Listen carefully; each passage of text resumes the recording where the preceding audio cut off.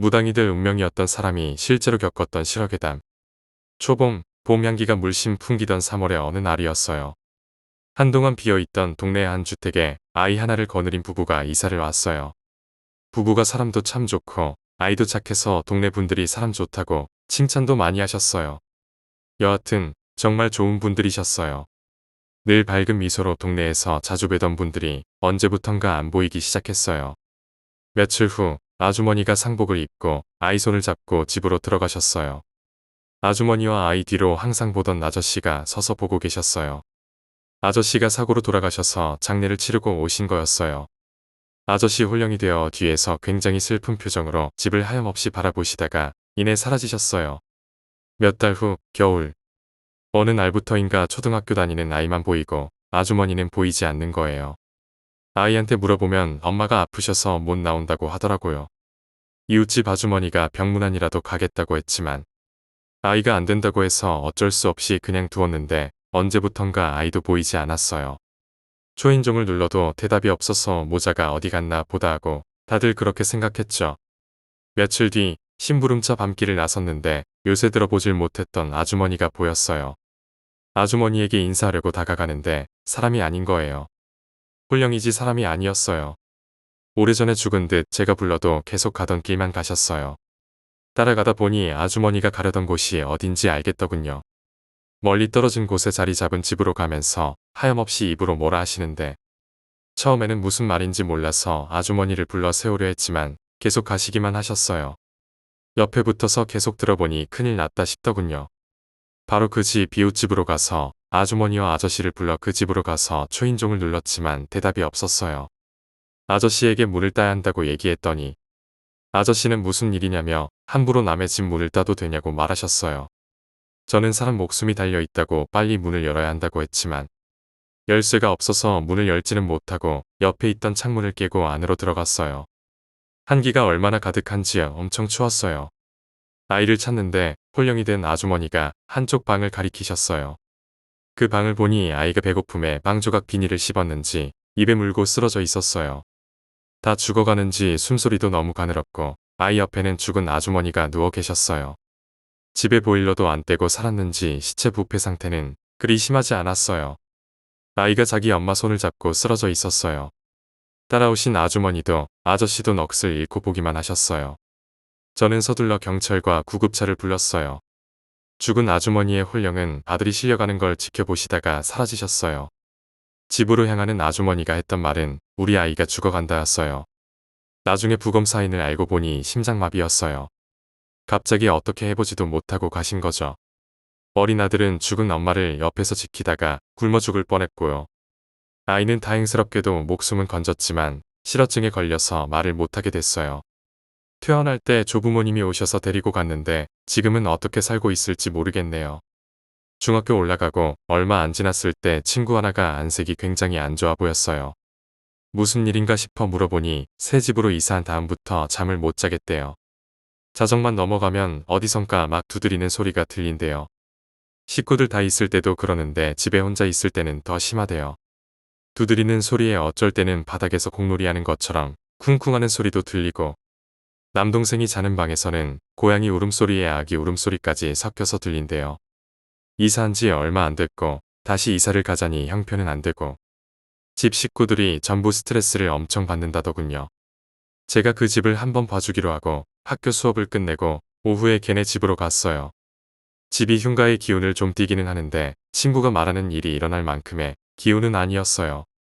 집에 연락을 해놓고 친구 집에서 하루 지내보기로 하고 밤을 새우는데 정말 친구 말대로 어디선가 벽을 두드리는 소리가 들렸어요. 친구 방이 있는 2층으로 올라가는데 친구가 잠에서 깨어서는 누군가와 얘기하는 게 보였어요. 누구랑 얘기했냐고 물어보니까 어떤 아가씨가 집을 찾아서 가르쳐줬대요. 자정이 넘은 시간에 게다가 걔가 보고 있던 쪽은 2층 창문 건너 허공인데 어떤 아가씨가 물어봤다는 건지 키가 2m가 넘는 것도 아닐 텐데 친구한테 그 아가씨 있던 쪽이 어딘지 알지? 하고 물으니까 2층 밖 허공을 가리키면서 저기라고 하다가 본인도 거기가 어딘 줄 알고는 비명을 질러댔어요. 사람이 아닌 거죠. 친구는 엄마 아빠 방으로 달려가고 저는 옆방으로 갔어요. 그 방이 남동생 방이었어요. 남동생 방으로 들어가는 문 앞에서 보면 바로 창문이 있는데 거기에 새파란 여자 귀신이 공중에 떠서 자고 있는 남동생을 노려보고 있었어요. 가위에 눌렸는지 남동생이 끙끙 앓는 소리를 내고 있었어요. 뺨을 수차례 때려가면서 겨우 깨워서 내려보내고 저는 다시 그 귀신이 있던 창문 쪽을 봤는데 아무것도 보이지 않았어요. 아래층에서 아주머니가 비명을 질러서 내려가 보니까 화장실에 아이가 있대요. 아이가 고양이 머리를 공처럼 치면서 화장실 안에서 쳐다보고 있었대요. 음산한 기운이 계속 짙어지는 것 같았어요. 식구들을 안방에 불러놓고 이 집 어떻게 구입했냐니까 집도 싸고 위치도 좋아서 좀 낡은 집이긴 하지만 크기도 해서 아는 사람을 통해서 구입을 했대요. 이상한 소문 같은 것도 없는 집이라고 하셨죠. 그 와중에 2층 남동생 방 쪽에서 고양이 울음소리가 들려요. 고양이 키우냐고 물어보니까 털 알레르기라서 안 키운대요. 혹시 이 집 처음 둘러보러 올 때 이상한 점 없었냐고 물어보니까 도배를 새로 하기 전에 온 적이 있는데 낡은 벽지에서 향 냄새 같은 게 났다고 했어요. 혼자 나와서 집 여기저기 돌아다니면서 보니까 이 집 무당이 살던 집이었더라고요. 군데군데 사람 손이 잘 닿지 않는 곳에 부적 조가리가 보여요. 게다가 집 뒤뜰에 아직 안 갖다 버린 버려진 파편들을 살펴보니 장구 같은 것도 있고 초도 있고 집 여기저기에 그런 흔적들이 굉장히 많이 보였어요. 2층의 남동생 방으로 가서 좀 오래돼 보이는 낡은 농장을 열어젖히니까 거기에 고양이 머리를 안고 있는 아이 홀령이 앉아서 절 보더니 씩 웃어요. 어린 거다 너 나 보이지? 저 사람들 나가라고 해. 여기는 우리가 살 곳이야. 인간들이 살 곳이 아니야. 라고 말하면서 벽장 뒤로 스스스스 하면서 사라져요. 제 뒤에 있던 여자 귀신도 따라서 스스스스 하면서 벽으로 사라졌고요. 1층으로 내려와서 이 집에서 나가야겠다고 여기서 더 살다가는 제 명에 못 산다고 얘기를 하고 바리바리 짐을 싸서 나와서 여관에서 하루 묵고 다음날 친구 부모님이 그 집을 소개한 아는 사람에게 막 따져 물으니까 그제야 실토를 하더라고요. 무당이었던 할머니가 살던 집인데 강도한테 살해당해서 빈 집으로 놔두기도 뭐해서 팔게 된 거라고요. 짐을 부랴부랴 싸서 급하게 다른 데로 이사 가려고 하는데 제가 아저씨를 불러서 망치를 들고 따라오시라고 해서 2층 그 방으로 가서는 농이 있던 자리에 농을 치우고는 벽을 때려 부수어 보라고 얘기했어요. 아저씨가 갸우뚱하면서 벽을 부수었더니 거기서 아주 어린아이 유골이랑 동물로 추정되는 유골이 나왔어요. 간밤에 봤던 아이와 고양이의 유골이에요. 다들 아연실색한 표정이고 뼈를 수거해 가긴 했지만 원래 그 집에 기거했던 무당 할머니가 돌아가신 지도 오래고 뼈도 오래된 뼈라 수사도 제자리였어요. 나중에 무당 아주머니에게 물어보니까 아주 오래전에는 무당이신 분들이 신기를 더하려고 가난한 부모에게서 돈을 주고 아이를 사와서는 고양이랑 같이 벽에 가둬놓고 죽여서 자기 몸주신으로 만들어서 신기를 더 돋우게 한다고 그런 일을 저지른 무당들이 더러 있었대요. 친구네가 그 집을 떠나고 흉가로 있다가 몇 년 되지 않아서 그 자리에는 도로가 들어섰다고 하더군요. 근데 지금도 참 기분이 별로인 게 당시에 뼈가 발견되고 경찰들이 집으로 왔을 때 한 형사분이 집으로 들어왔다가 나가실 때 보니까 그 형사분 옆에 무당복을 걸친 할머니가 옆에 붙어서 원한에 찬 눈으로 노려보고 있더군요. 이번 경험담은 장례식과 관련된 이야기예요. 8살 때 10월 어느 날 저녁에 집에 전화벨이 울렸어요. 아버지 친구분이신데 다른 친구가 사고로 죽었대요.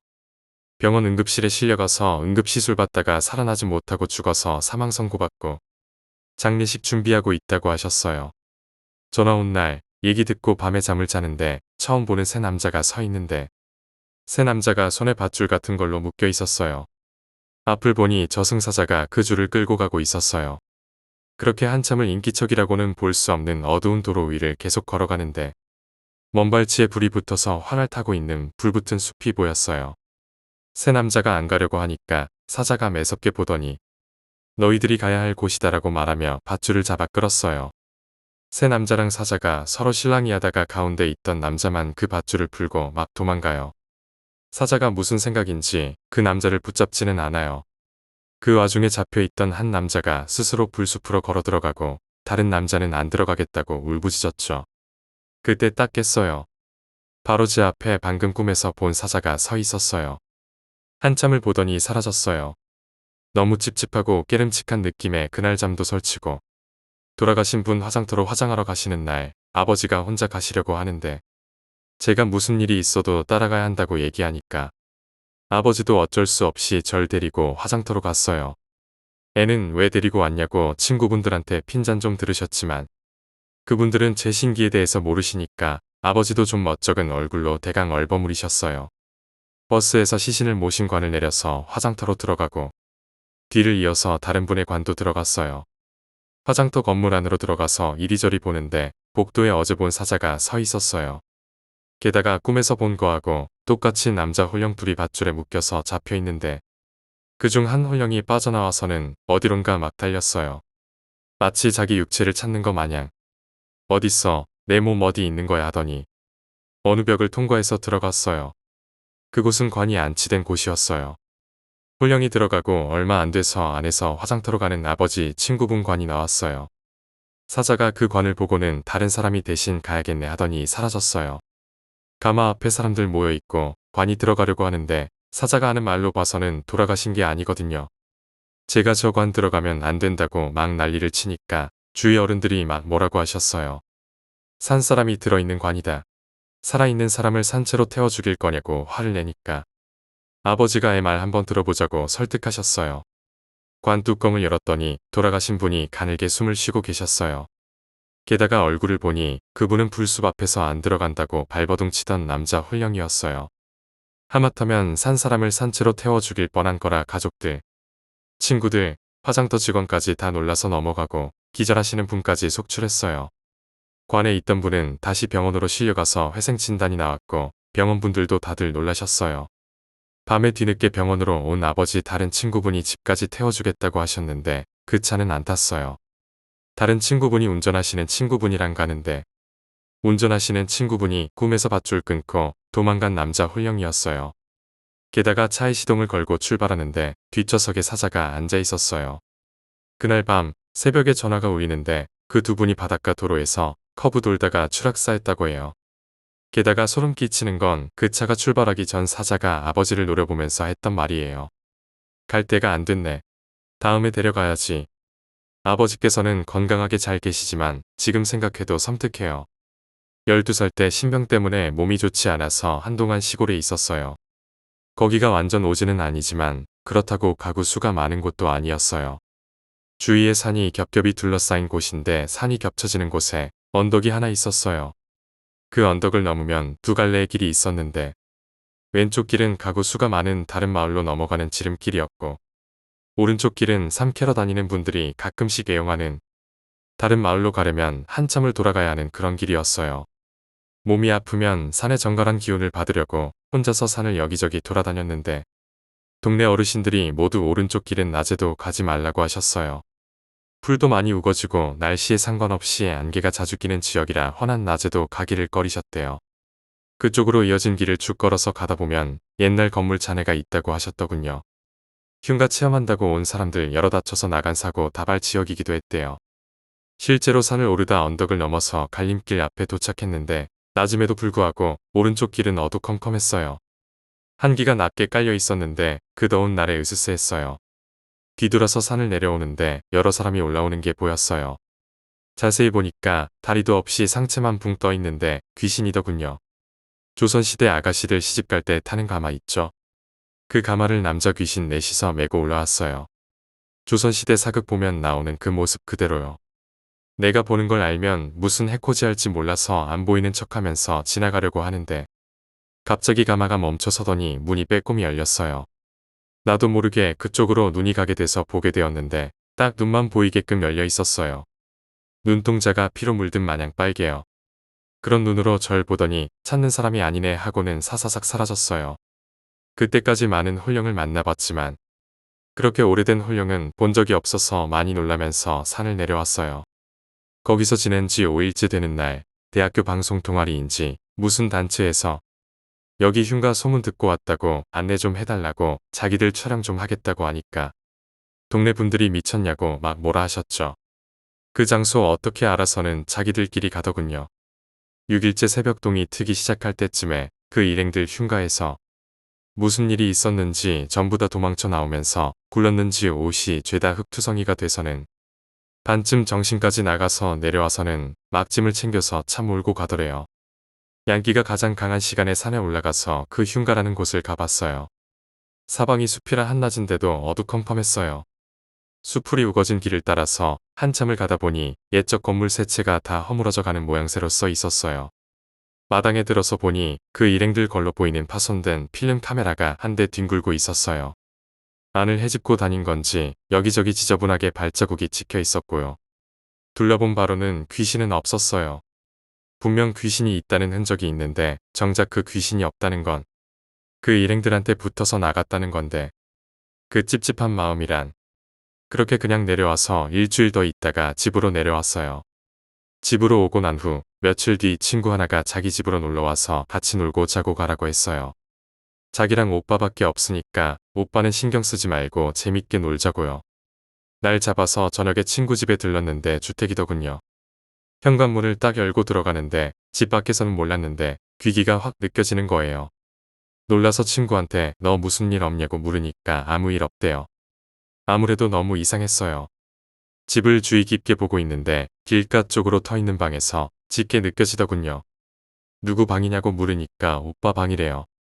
들어가 보면 안 되겠냐고 하니까 오빠 허락 없이는 안 된다고 했어요.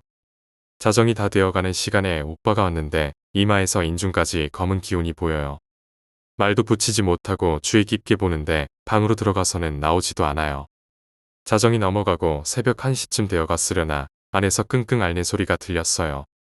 문을 열고 들어가니까 오빠 위에 그 산에서 봤던 여자 귀신이 올라타서는 목을 조르고 있었어요.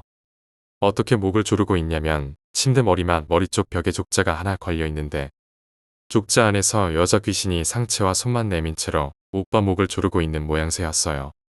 막 꺽꺽하면서 숨 넘어가듯이 가위에 눌려서는 때려도 일어나지를 못하고 왜 그러냐고 죽은 사람이 왜 산 사람을 괴롭히냐고 막 다그치니까 그 여자 귀신이 빨간 눈동자로 오빠를 노려보면서 하는 말이 이 사람은 자기 사람이라서 데리고 갈 거래요. 자기 신랑 삼을 거라고. 이러면 안 된다고 뭐라 하니까 방해 말라고 하는데 달리 어떻게 할 방법도 없고 오빠를 깨우는 수밖에 없어서 뺨을 수십 차례 때려가면서 겨우 깨웠어요. 오빠가 정신을 차리니까 족자 속으로 여자 귀신이 사라져요. 가만히 그 족자를 보니까 산의 흉가에 갔을 때 벽에 족자 같은 게 있을 법한 흔적이 있었는데 지금 이 집에 있는 족자가 거기에 있던 족자더군요. 이 오빠 무슨 생각으로 그런 흉가에서 그런 물건을 가지고 온 건지 낮에 그 오빠 앞에서 그 족자 놓고 쟤를 올린 뒤 태워버렸어요. 족자 일 때문인지 집에 있던 그림이란 그림은 다 없애버리고 족자 태운 후부터는 아무 일 없었어요. 근데 몇 달 후 여름방학 시작하고 며칠 안 돼서 자정이 다 되어가는 시간에 친구가 제게 전화를 한 거예요. 전화를 받자마자 수화기 너머로 친구가 울면서 우리 오빠 이상하다고 하면서 숨 넘어갈 듯이 울었어요. 저는 지금 간다고 친구를 진정시키고 택시를 잡아서 친구네 집에 도착했더니 문 밖에 친구랑 친구 어머님이 기다리고 있었어요. 같이 집 안으로 들어갔는데 예전에 느꼈던 그 귀기가 느껴졌어요. 오빠 방에서 역할 정도로 귀기가 뿜어져 나오고 있었어요.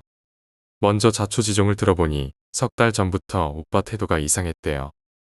낮에는 괜찮다가 해만 지면 방으로 들어가서 날이 밝을 때까지 문을 잠가버린 채로 나오지 않는다고 해요. 친구 아버지가 문을 부술듯이 두드려도 안에서는 마치 사람이 없는 마냥 반응도 없고 가족들이 무슨 일이라도 저지르는 거 아니냐 싶어 매일 밤뜬 눈으로 지새웠다고 해요. 그런데 해만 뜨면 멀쩡한 상태로 나온대요.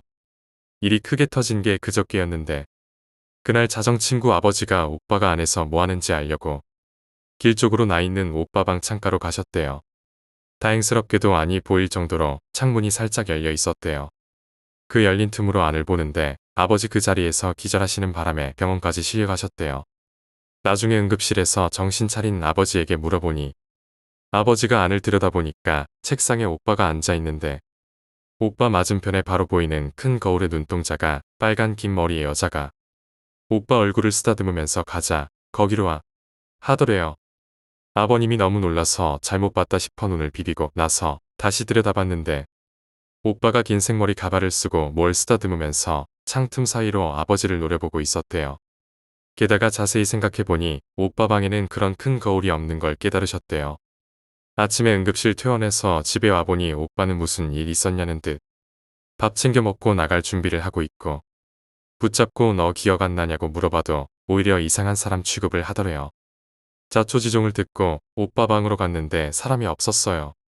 오빠는 어디로 갔는지 안 보이고 방에 저한테만 보이는 안개가 자욱했어요. 귀기가 서려 있는 거 보아하니 분명 그 여자 귀신하고 연계되는 물건이 있는 게 확실했어요. 방을 막 뒤지는데 서랍 중에 열쇠로 잠겨져 있는 서랍이 하나 있어서 그걸 따서 열어보았더니 옛날 여인네들이 썼을 법한 거울 있죠. 그게 있었어요. 그때 족자에 너무 신경을 쓰는 바람에 미쳐 다른 귀기를 느끼지 못한 거예요. 오빠가 그 산에 흉가에 갔다가 왔을 때 족자랑 종이박스에 뭔가를 들고 왔다고 하는 걸 보니 박스에 들어있던 게 거울이었어요. 예전에 퇴마하던 스님에게서 들었던 말이 오래 묵은 홀령일수록 약아서 자신의 길을 숨길 줄 안다고 하셨거든요. 이번 귀신이 그런 귀신인 거죠. 거울을 접어서 세워서 들여다보니까 여자 귀신이 희죽희죽 웃으면서 빨간 눈동자로 절 보고 있더군요. 가자 신랑아 하더니 스멀스멀 사라져요. 오빠 어디 갔냐고 물으니까 가족들도 모르겠다고 해요. 오빠 친구들한테 전화를 해봐도 다들 모르겠다고 하고 오빠랑 같이 갔던 다른 일행들한테 물어보니까 그 흉가에 들렀을 때 다들 빨리 나가자고 하는데 오빠만 안으로 쑥 들어가더니 족자랑 거울을 찾아서 들고 나오더래요. 그때 오빠 뒤로 여자 귀신이 따라 나오는 걸 보고 다들 혼비백산해서 산에서 도망쳤다고 하더군요. 오빠 뒤로 전통 홀레복을 입은 여자 귀신이 긴 머리를 늘어뜨린 채로 따라 나오더랍니다. 전화 끊고 나서 아무리 생각해봐도 오빠가 갈 데라고는 거기밖에 없었거든요. 저 혼자서는 무리니 무당 아주머니에게 연락을 했더니 아주머니가 할 일이 아닌지라 못 간다 하시고 어느 산이라고 얘기하니까 그 산 근처에 퇴마의식을 하시는 스님이 머물고 계신다고 연락을 드리겠대요. 그 밤중에 가족들이랑 그쪽으로 향해 출발했어요. 도착하니까 동이 어스름하게 터오는 새벽이었어요. 내리자마자 산을 오르는데 턱하고 숨이 막히더군요. 전날 비가 와서 짙은 구름의 안개도 짙게 끼어 있었어요. 음기도 한층 배가 돼서 숨이 턱턱 막히는 것이 답답했어요. 한참을 그렇게 걸어서 가니 먼 발치에 그 흉가가 보였는데 흉가 마당에 눈에 익은 사람이 보였어요. 오빠였어요. 넋이 나가서는 멀뚱하게 서 있었는데 친구가 오빠 이름을 불렀어요. 부르지 말라고 입을 채 막기도 전에 오빠가 몸을 돌려서 우리 쪽을 향해 달려오는데 손에 도끼가 있더라고요. 엄청 낡은 어디서 났는지 모를 그걸 들고 죽일 듯이 쫓아오는데 자세히 보니까 오빠 등에 그 여자 귀신이 엎여 있었어요. 도련님, 도련님 하면서 등에 엎여서 희죽희죽 하는데 얼마나 소름 끼치던지 다들 도망치다가 친구 어머님이 넘어지셨어요. 바로 코앞에 온 오빠 때문에 놀라서 일어서시지도 못하는 상황에 누군가네 하면서 일가를 내뱉으셨어요. 익숙한 분이 달려오고 계셨죠. 스님이 오셔서는 계속 도끼 들고 설치는 오빠를 기절시키고 어머님 일으켜 세워주시고는 다독여 주셨어요. 친구네 가족들은 다들 울먹울먹했죠. 스님이 조금만 늦게 오셨으면 저도 그렇고 친구네 가족들도 그렇고 살아있을지 모르겠어요. 거울은 스님이 죄를 올린 다음 파손해서 태워버리고 멀리 떨어진 남자의 오빠를 데리고 들어가서 퇴마의식을 행하셨어요. 여자 귀신이 얼마나 하니 많이 맺혔으면 떨어져 나갈 생각을 안 해요. 차라리 오빠랑 같이 죽을 거라고 같이 죽여. 이러고 한 달을 그렇게 지내니까 오빠는 잘 먹지도 못하고 15kg나 빠져서 뼈만 남았어요. 그러다 여자 귀신이 아예 떨어져 나간 건 아니고 잠시 물러갔어요. 스님이 가족분들을 오빠 앞에 앉혀놓고 오빠는 중이 될 팔자래요. 전생의 악업 때문에 속세에 있으면 오빠는 계속 그 여자 귀신한테 시달릴 거래요. 여자 귀신에게 물어보니 오빠가 자신이 천한 집안 딸이라 양가집 규수랑 살려고 자신을 도끼로 내리찍어 죽였다고 했대요. 그래서 죽어서도 눈을 못 감고 여태껏 기다렸다고. 이제 찾았는데 못 간다고 나는 못 간다고 하더래요. 죽여서 옆에 둘 때까지. 스님은 오빠가 속세를 떠나서 스스로 돌을 닦으며 살 팔자라고 그래야 주어진 수명대로 살다 간다고 하셨죠. 그렇게 일주일을 고민하더니 오빠는 중이 되신다고 출가하셨어요. 1년 전에 오빠를 절에서 만났는데 지금도 가끔씩 달 밝은 밤에 마당에 홀로 서 있으면 그 여자가 눈에 보이신대요. 자기한테 오라고 손을 흔들면서 얼마나 한이 깊으면 지금도 오빠 앞에 나타나는 건지. 오래된 가구나 물건은 절대 집에 들여놓지 마세요. 집에 들여놓는 순간 그대로 집 귀신이 돼서 들러붙으면 떨쳐내기도 쉽지 않아요. 옛적에 흉가에서 뭘 주워온 친구녀서 카나는 그 물건 태워버릴 때까지 사고 여러 번 났다고 해요. 초여름의 한밤중이었어요. 달빛이 희미하게 비치는 동네가 유난히 조용했어요. 사람들은 잠에 들었고 거리에는 인기척조차 없었어요. 그런 고요한 밤에 마을 외곽에 위치한 오래된 저택에서 이상한 일이 벌어지기 시작했어요. 이 저택은 몇 년 전부터 사람이 살지 않던 곳이었어요. 오랫동안 방치된 탓에 잡초가 무성하게 자랐고 집 외벽은 곰팡이와 이끼로 덮여 있었어요. 그런데 어느 날 이 저택에 새로운 주인이 들어왔다는 소문이 돌았어요. 동네 사람들은 저택이 다시 사람이 살기엔 너무 음침하고 오래됐다고 생각했지만 그저 궁금증으로 가득 찬 눈길로 지켜볼 뿐이었어요. 새로운 주인은 혼자 살고 있는 중년 남자였어요. 그는 낮에 모습을 드러내지 않고 밤에만 저택 주변을 어슬렁거리는 걸로 알려졌어요. 그의 모습은 언제나 검은색 옷에 가려져 있어서 그의 얼굴조차 제대로 본 사람이 없었어요. 동네 사람들은 그가 낮을 피하는 이유가 분명 있을 거라고 생각했지만 감히 물어볼 엄두를 내지 못했어요. 어느 날 마을의 젊은 부부가 산책을 하다가 이 저택 근처를 지나게 되었어요. 그들은 오랜만에 시원한 저녁 바람을 맞으며 산책을 즐기고 있었는데 갑자기 저택에서 이상한 소리가 들려왔어요. 처음엔 단순한 바람 소리나 집의 낡은 구조에서 나는 소리라고 생각했지만 점점 소리가 커지고 명확해지더니 그들은 소름 끼치는 여자의 비명 소리를 듣게 되었어요. 부부는 그 소리에 놀라 저택 쪽을 바라보았어요. 저택은 어둠 속에서 흉흉한 기운을 뿜어내고 있었어요. 창문은 하나도 열려 있지 않았고 저택 안의 불빛도 전혀 보이지 않았어요. 그럼에도 불구하고 비명 소리는 점점 더 크게 들려왔고 부부는 두려움에 몸이 얼어붙은 채 서 있을 수밖에 없었어요. 비명은 점차 울음으로 변하더니 이내 끔찍한 고통에 찬 신음소리로 이어졌어요.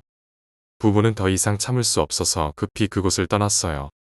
그들은 그날 밤 내내 저택에서 들린 비명 소리가 귀에서 떠나지 않았어요. 이후로 그들은 절대로 저택 근처에 가지 않았고 그 이야기를 마을 사람들에게도 하지 않기로 했어요. 그들은 그저 그 사건을 잊어버리려 했지만 머릿속에 깊이 새겨진 공포는 쉽게 사라지지 않았어요.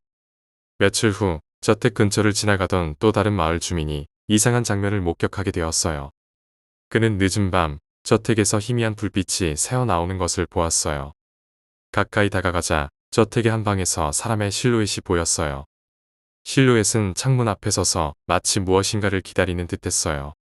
그는 호기심에 이끌려 더 가까이 다가가 보았지만 그 순간 창문에 걸린 커튼이 스르르 내려가면서 실루엣이 사라졌어요. 그는 깜짝 놀라 뒤로 물러났지만 이상하게도 발걸음이 떨어지지 않았어요. 마치 저택의 무언가가 그를 끌어당기는 듯한 느낌이었어요. 결국 그는 저택의 문 앞에까지 다가가고 말았어요. 문은 녹이 슬어 있었고 손잡이도 반쯤 부서져 있었어요.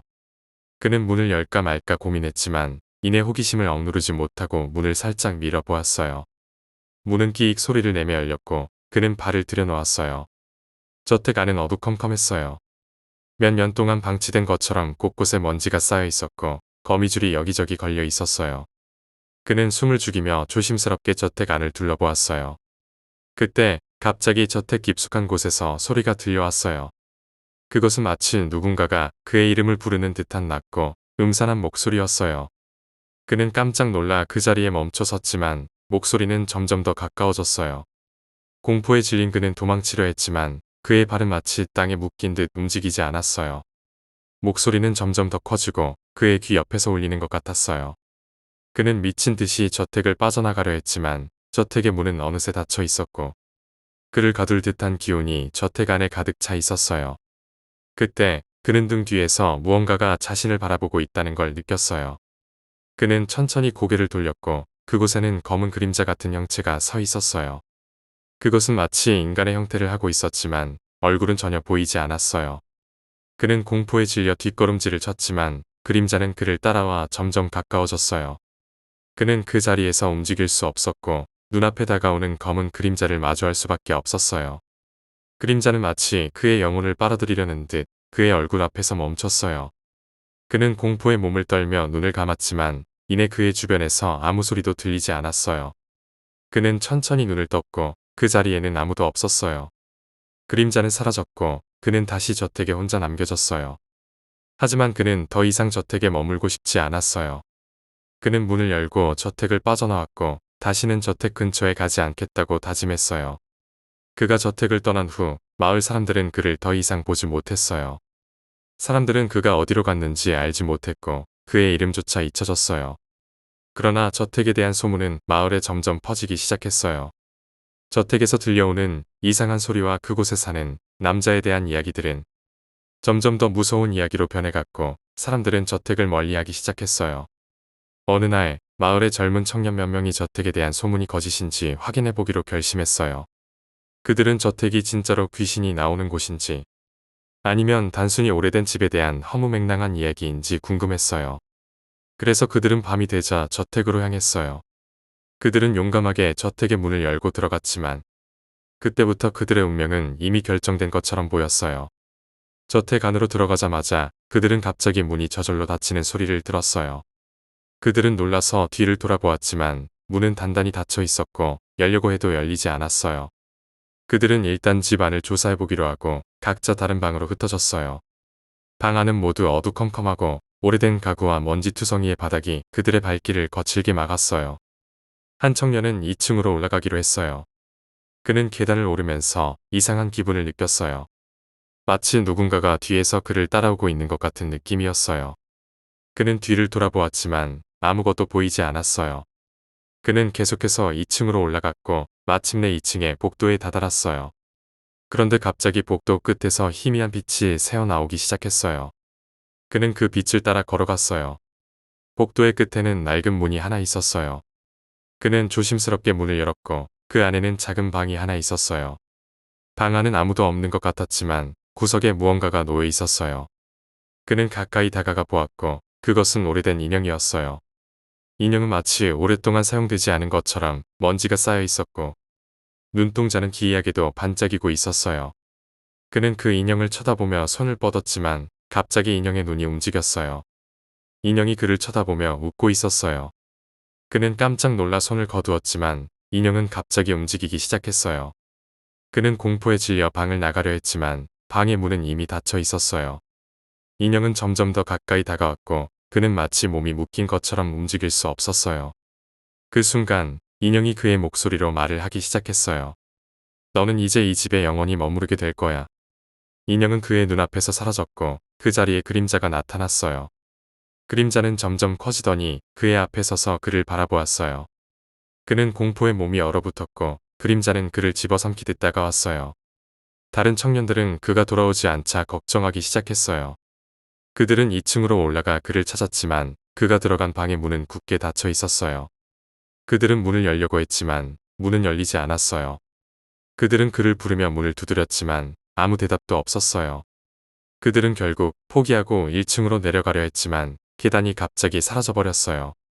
그들은 혼란에 빠져 이리저리 돌아다녔지만 집안의 구조가 마치 미로처럼 변해버렸어요. 그들은 더 이상 집 안에서 출구를 찾을 수 없었고 점점 더 깊숙이 들어가게 되었어요. 그들은 두려움에 떨며 서로를 의지하려 했지만 어둠 속에서 점점 멀어져 갔어요. 그리고 마침내 그들은 저택의 깊은 곳에서 자신을 쫓아오는 무언가를 느꼈어요. 그들은 공포에 사로잡혀 미친 듯이 도망쳤지만 저택은 그들을 가두려는 듯 문을 잠가버렸어요. 그들은 벽을 두드리며 필사적으로 탈출하려 했지만 저택은 그들을 놓아주지 않았어요. 그들은 차례차례 저택의 어둠 속으로 사라져갔고 다시는 그들을 본 사람이 없었어요. 그 이후로 마을 사람들은 저택에 대한 소문을 더 이상 입에 담지 않게 되었어요. 저택은 마치 살아있는 존재처럼 마을 사람들을 공포에 떨게 만들었고 사람들은 저택 근처에 가는 것조차 피했어요. 하지만 밤이 되면 저택에서는 여전히 이상한 소리와 불빛이 새어나오고 그곳에 들어간 사람들은 다시는 돌아오지 않았어요. 마을은 점점 그 저택의 존재를 잊으려 했지만 저택은 여전히 그곳에 남아 있었어요. 그리고 그곳을 지나가는 사람들은 가끔씩 저택의 창문 너머로 무언가가 자신을 바라보고 있다는 소름 끼치는 느낌을 받았어요.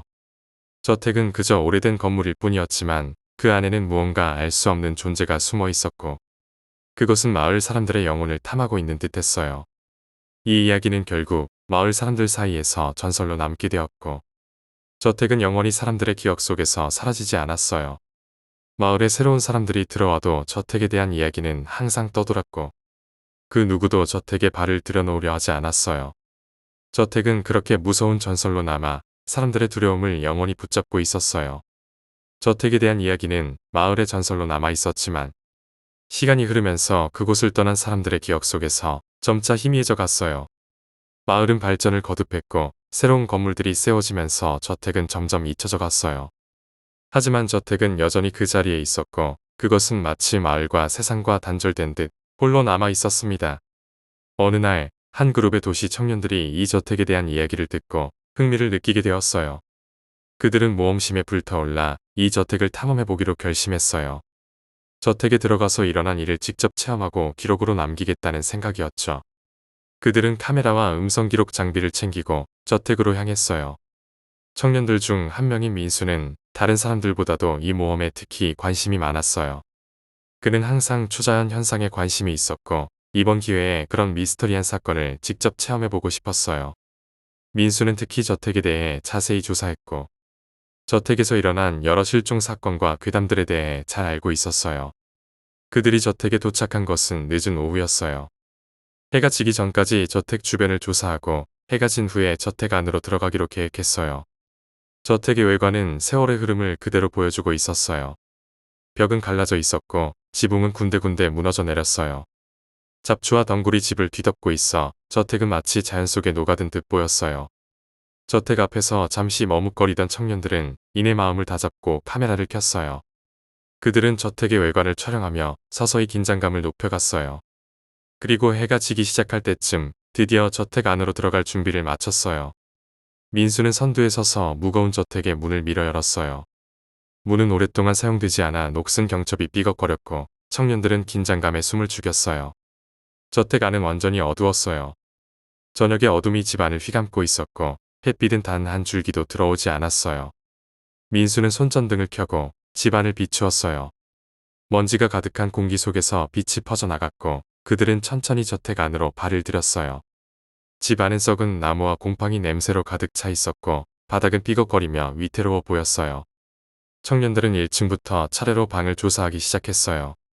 방마다 오래된 가구들이 어지럽게 놓여 있었고 벽에는 시간의 흔적이 고스란히 남아 있었어요. 이따금씩 그들이 발을 디딜 때마다 먼지가 피어올랐고 창문 틈새로 불어오는 바람이 그들을 오싹하게 만들었어요. 하지만 아직까지는 특별한 일이 일어나지 않았기에 그들은 점차 긴장이 풀리기 시작했어요. 그러나 2층으로 올라가기로 결정했을 때 분위기는 점점 묘해지기 시작했어요. 계단을 오르는 동안 청년들은 이상한 느낌을 받았어요. 마치 누군가가 그들을 지켜보고 있는 듯한 느낌이었죠. 하지만 그들 중 누구도 그 느낌을 입 밖으로 꺼내지 않았어요. 서로를 안심시키려는 듯 그냥 계단을 올라가기로 했어요. 2층 복도는 더욱 어둡고 음침했어요.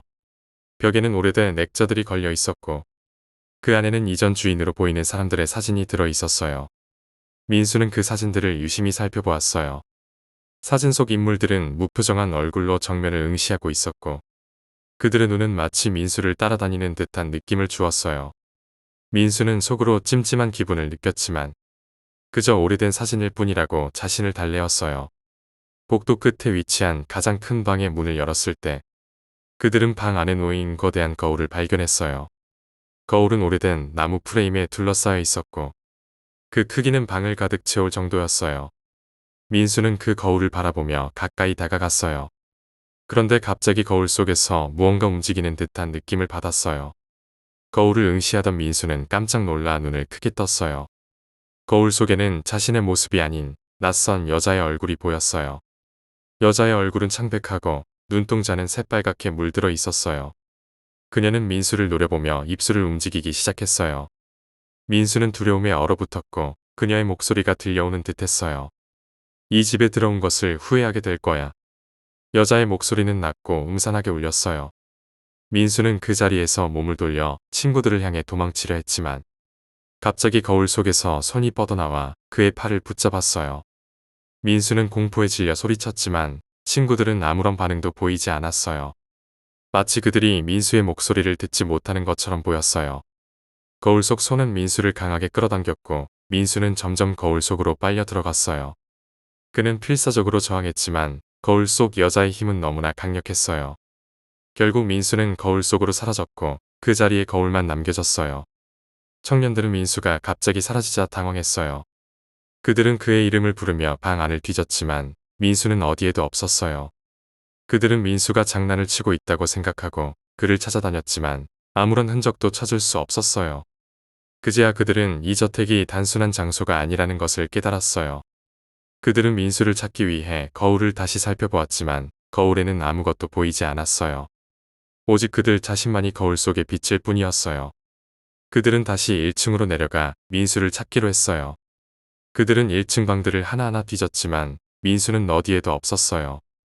그리고 점점 더 이상한 일이 벌어지기 시작했어요. 청년들 중 한 명인 지수는 방 안에서 이상한 소리를 들었어요. 그것은 마치 누군가가 그녀를 부르는 듯한 낮은 목소리였어요. 그녀는 그 목소리를 따라 방 안으로 들어갔고 그곳에서 이상한 빛을 발견했어요. 그 빛은 마치 생명체처럼 움직이며 방 안을 돌아다녔어요. 지수는 그 빛을 따라가며 손을 뻗었지만 빛은 손이 닿기 전에 사라져버렸어요. 그녀는 당황하며 뒤를 돌아보았지만 문이 사라져 있었어요. 지수는 혼자 방 안에 갇힌 채로 공포에 휩싸였어요. 그녀는 방 안을 뛰쳐나가려고 했지만 방은 끝이 없는 듯 계속해서 이어졌어요. 마치 미로처럼 방이 변해버렸고 그녀는 점점 더 깊숙이 들어가게 되었어요. 다른 청년들도 비슷한 경험을 하고 있었어요.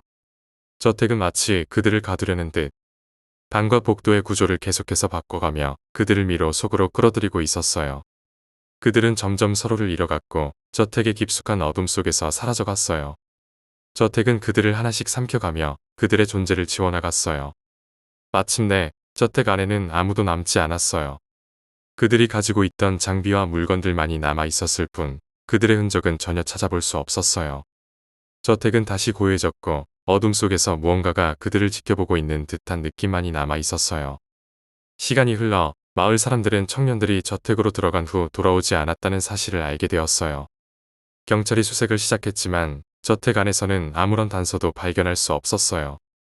마치 그들이 이 세상에서 완전히 사라져버린 것처럼 보였어요. 경찰은 그저 실종 사건으로 처리할 수밖에 없었고 저택은 다시 봉인되었어요. 그러나 저택에 대한 공포는 여전히 마을 사람들의 마음 속에 깊이 자리 잡고 있었어요. 저택은 여전히 그곳에 남아 있었고 그 안에는 알 수 없는 존재가 숨어 있다는 소문은 계속해서 퍼져나갔어요. 마을 사람들은 더 이상 저택에 대해 이야기하지 않으려 했지만 그들의 마음속 깊은 곳에는 여전히 저택에 대한 두려움이 남아 있었어요. 몇 년이 지나 마을은 점차 그 저택의 존재를 잊어가고 있었어요. 새로운 세대가 자라나면서 저택에 대한 이야기는 단지 오래된 전설로 남게 되었어요. 하지만 어느 날 마을에 새로운 가족이 이사 오게 되었어요.